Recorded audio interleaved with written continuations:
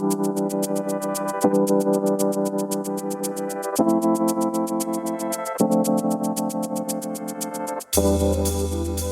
to the Factal Forecast, a look at the week's biggest stories and what they mean from the editors at Factal. I'm Jimmy Lovaas. Today is July 2nd, and in this week's forecast, we've got the deadly earthquakes in Venezuela, Independence Day in the U.S., an impeachment trial for the Philippine vice president, Israel attending a UN policing conference, and the UK's Labour Party undergoing a leadership contest. You can also read about these stories and more in our weekly newsletter, which you'll find a link to in the show notes. Up first, we'll take a look at the deadly earthquakes that struck Venezuela last week. For more on that, I've got the lead for our Latin America coverage, Jeff Landset. Hello, Jeff. Hi, Jimmy. How are you? I am doing well. I wish we were meeting to talk about something fun, but these earthquakes look pretty awful, and I'm hoping you can give us a bit of a recap on what's happened.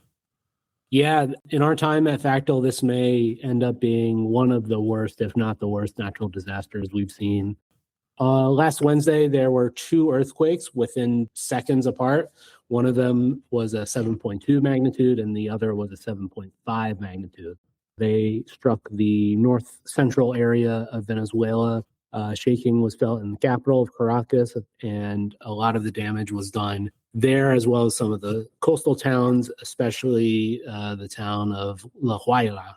At the last check, more than 2,200 people have been killed, according to the official death toll, with more than 10,000 others injured, and at least 40,000 people are missing.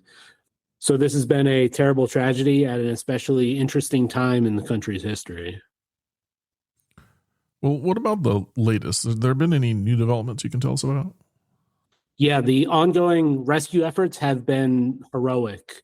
They have rescued dozens of people from underneath the rubble of these collapsed buildings.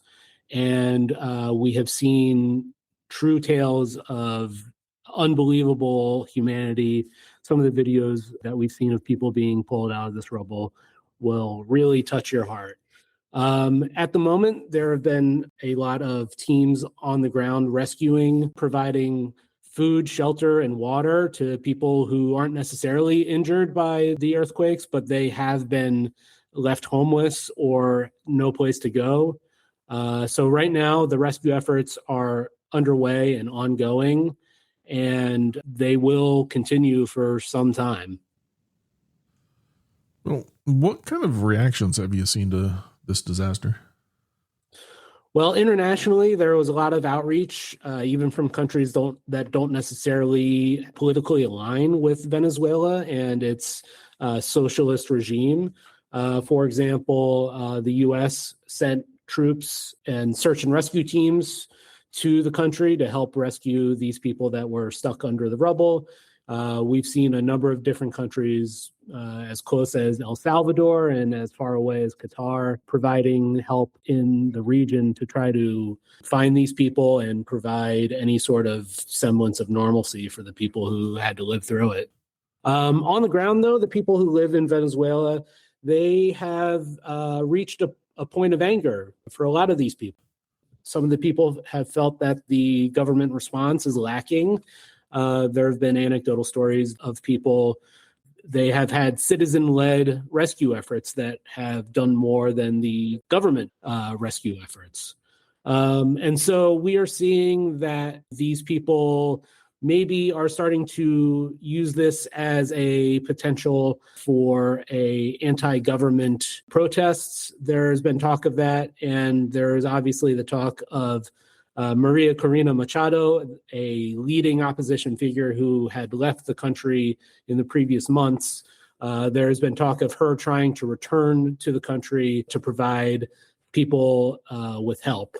Right now, the current government, who is diametrically opposed to anything she stands for, has tried to keep her away from the country and trying to keep the people of Venezuela from protesting the current regime.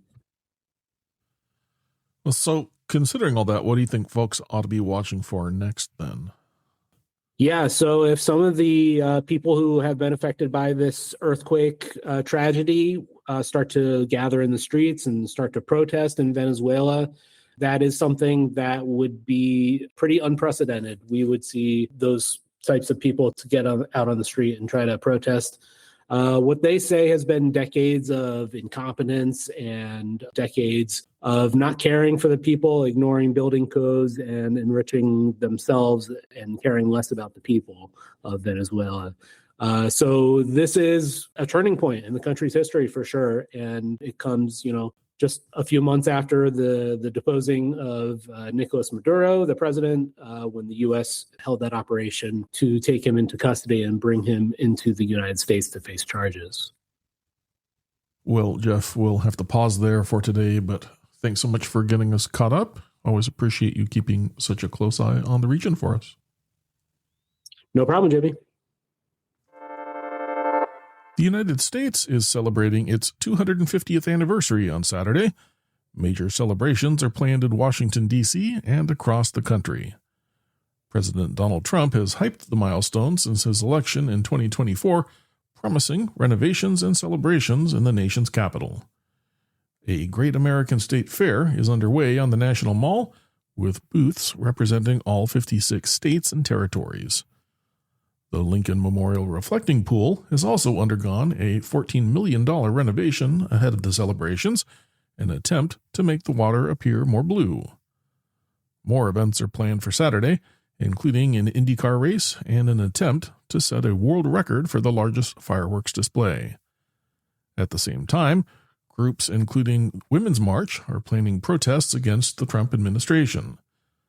The eastern United States is also expected to experience a major heat wave over the holiday weekend, particularly in the heavily populated Mid-Atlantic corridor from New York to Washington. Finally, and unfortunately, Independence Day is also typically one of the highest risk days of the year for shootings and drunk driving. The Philippine Senate will begin the impeachment trial of Vice President Sara Duterte on Monday. The Senate will sit as an impeachment court starting at 2 p.m. local time. Lawmakers in the House of Representatives voted to impeach Duterte in May. She's accused of misusing public funds, accumulating unexplained wealth, and threatening President Ferdinand Marcos Jr., the First Lady, and a former House Speaker. Duterte has denied the allegations. Now, if she's convicted, she would be removed from office and barred from holding public office, putting her planned 2028 presidential run at risk. A two-thirds majority of the 24-member Senate, or at least 16 votes, is needed to convict her. Of course, the trial is likely to deepen the political divide between the Marcos and Duterte camps and comes just weeks after the Senate replaced Duterte ally Alan Peter Cayetano with Sherwin Gatchalian as Senate president. Senator Ronald Bato de la Rosa, a Duterte ally and potential senator judge, is also wanted by the International Criminal Court and remains at large after disappearing following chaos and gunfire at the Senate in May. Police say they'll enforce his arrest warrant if he appears at the Senate. An Israeli delegation, led by the country's security minister Itamar Ben-Gvir, will be in New York starting Tuesday. They're expected to attend the United Nations biannual Chiefs of Police Summit. The meetings bring together law enforcement leaders from around the world to discuss international peace, security, and development. Ben-Gvir has a history of making racist remarks about Palestinians and Arabs, leading some rights groups to call for his arrest or for the United States to deny him entry. Israel's participation comes as its government faces criticism for occupying and expanding into Arab territories in Gaza, the West Bank, Lebanon, and Syria.